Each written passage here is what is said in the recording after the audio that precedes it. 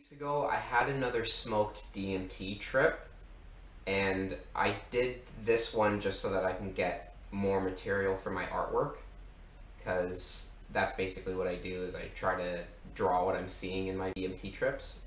So this time, I was having trouble breaking through before.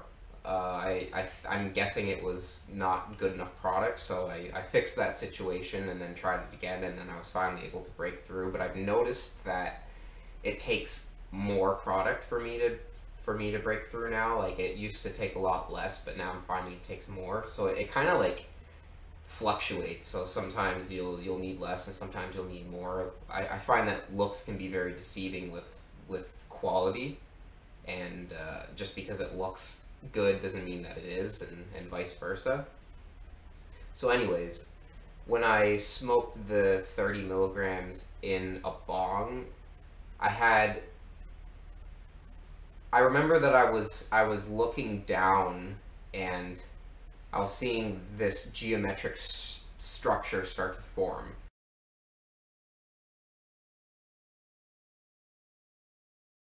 But it felt like it wasn't bright enough. Like, I felt like it was too dark, and then something signaled me to look upwards, and then the brightness sort of changed, and then it sort of launched me into a familiar place that I usually go to. It's like it's got a lot of weird alien-like kind of toy structures. It's hard to describe. It's kind of it looks very archaic and Egyptian-like, but also alien. So it's got this dichotomy of contrast between futuristic and from the past, but all of that combined just makes it look like some kind of otherworldly entity of some sort.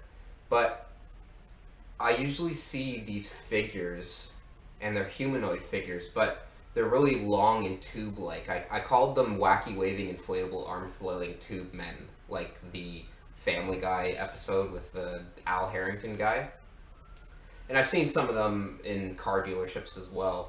These figures always end up in the front of my field of vision. Like, they're always in front of me, but I can't really see their face. Their face is always cut off, and they might show me something. They might move their arms around. I didn't really remember this one doing anything specific. I could just see them.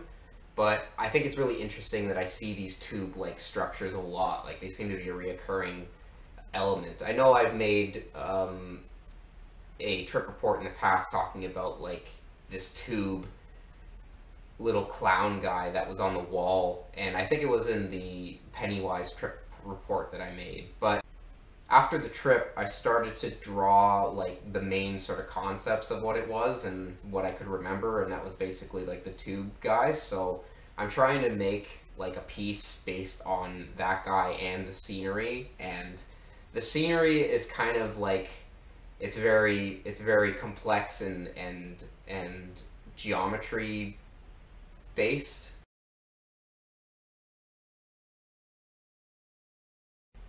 And there can be a lot of, like, patterning on the wall. I was seeing a lot of the traditional ayahuasca patterning.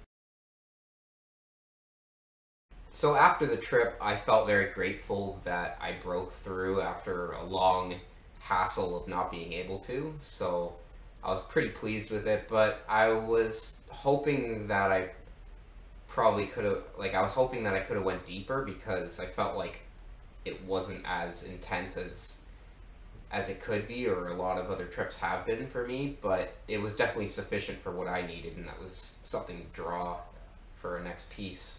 So I'll update you guys on how the piece is going as I work on it, and hopefully I can make it turn into something that kind of looks like what I experienced.